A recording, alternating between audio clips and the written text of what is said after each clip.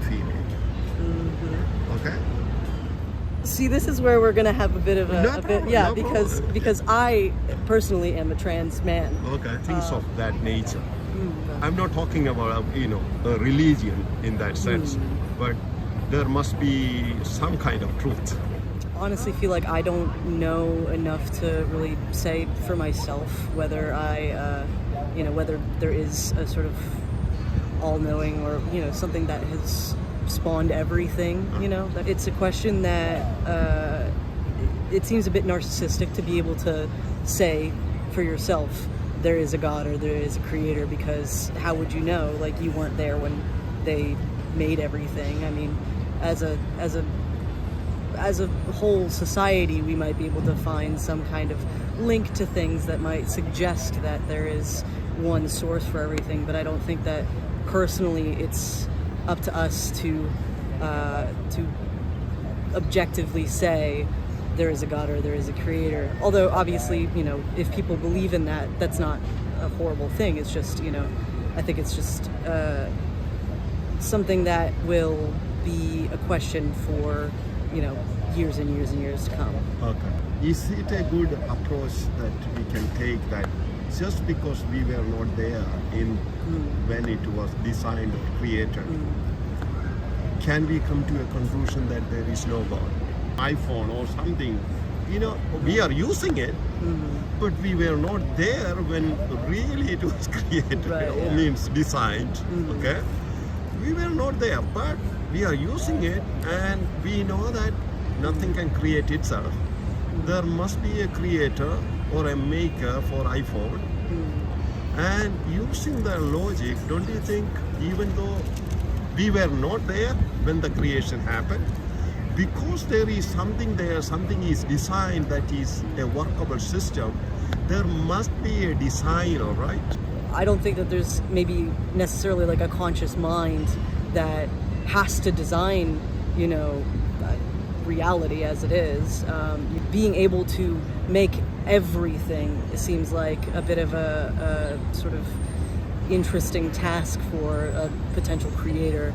Why do you say that? Sorry to I don't know. interrupt you. No, it's I don't know. It Sorry just to interrupt seems. you. No, I get it. I mean, it just seems like It's too hard for him to create everything. I wouldn't say it's too hard. I think it's a lot for like a person to sort of come up with all right, these or things. like for someone to sort of visualize or understand, comprehend.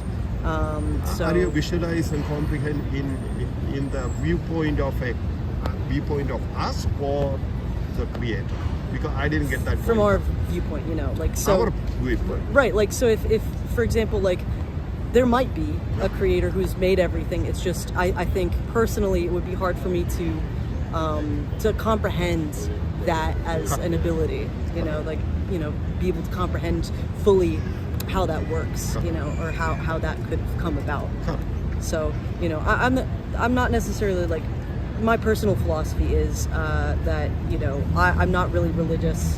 I'm not really spiritual. No, I'm not asking exactly. you to be, thinking about these things. right. That's why I honestly want to have this conversation. Yeah. People who are, okay with having. So many people say, I don't want to talk about it. And I appreciate you giving me time to talk about this issue, because we don't know everything, right?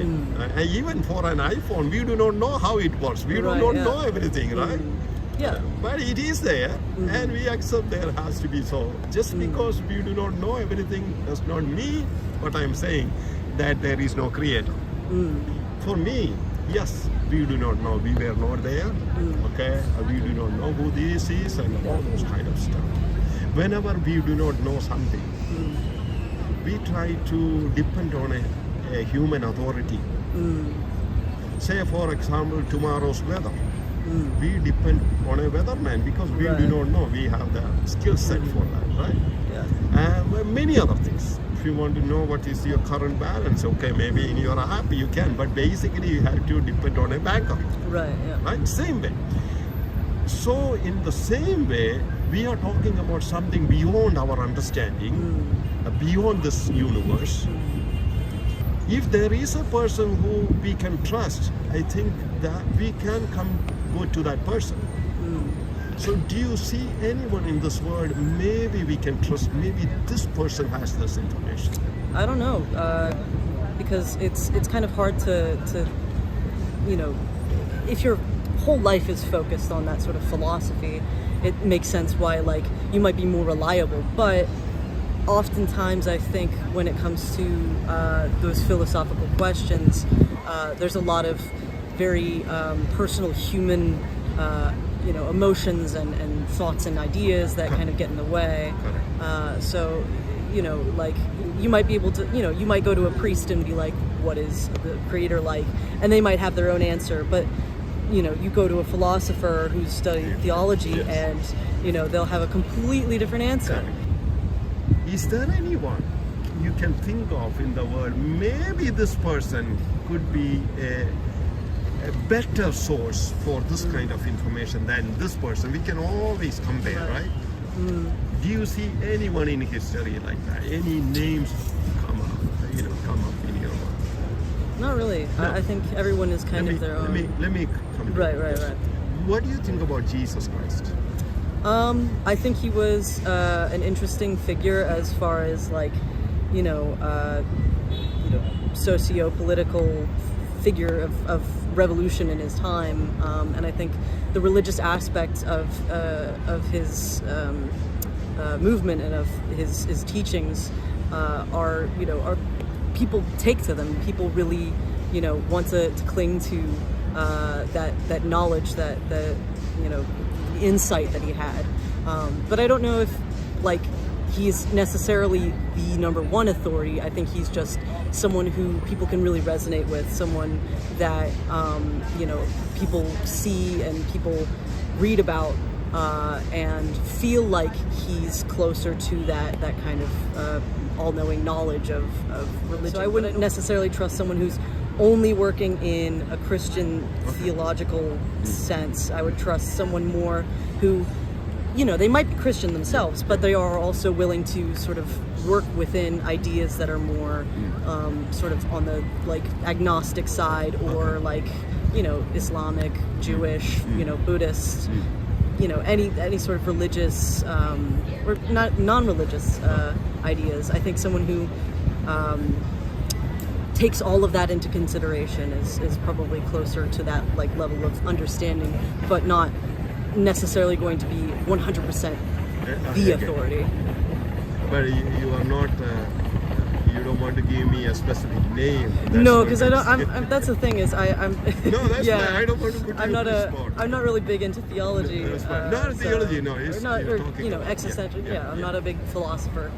So I would say anyone you are going to give me any name, say any name. Those people, if you really look at their life, their teaching, and their death, how they entered their life, all kind of stuff, you will see that they're just like you and me. Yeah. I can do the same thing what they did. I can look at the different religions, think about right. There is nothing. But Jesus is different from any one of these. He is the only one who made certain claims that I came from heaven. I am going back to heaven. I and my Father are one. Those who have seen me, seen the Father, means talking about God. So he made big claims, and I am the Son of God.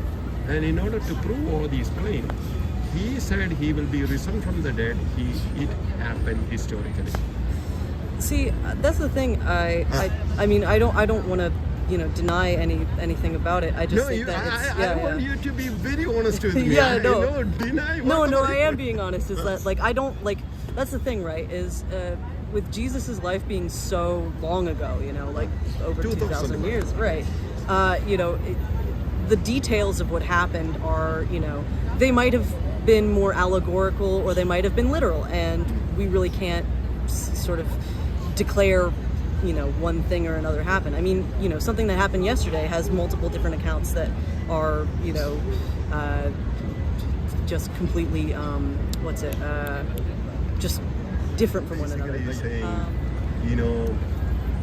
We cannot really trust what is written in the New Testament or in the Gospels, because it could be people's different opinion, And okay, I would say if you look at Jesus said, if you and you have to be honest. Means I have to be honest with this. You know, do you have history background? Means have you studied? Yeah, I studied medieval history and yeah. That means when you study history for any medieval history, not ancient history, but we are talking about ancient history. Right? Yeah. Now there we see that anyone like Alexander the Great or anyone, we see them as we accept them as historical person. Yeah, although there's a lot of debate as to who, right? You know, like Alexander the Great, for example. There's a lot of things that people talk about with his life, like, oh, he conquered these cities, and he there's this famous story about him picking up this shield of Achilles.